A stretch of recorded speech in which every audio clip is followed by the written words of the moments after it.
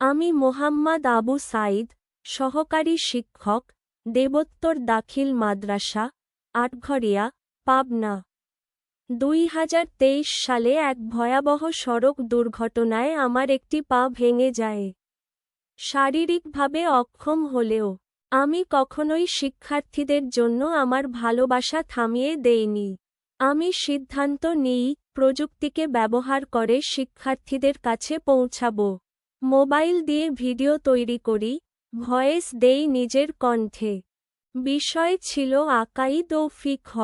শিক্ষার্থীরা বলল, স্যার, আপনাকে না দেখেও মন দিয়ে সব বুঝতে পারি। এভাবেই আমি প্রমাণ করেছি, শিক্ষক শুধু শ্রেণীকক্ষে নয়, হৃদয়ের আলো দিয়েও পথ দেখাতে পারেন।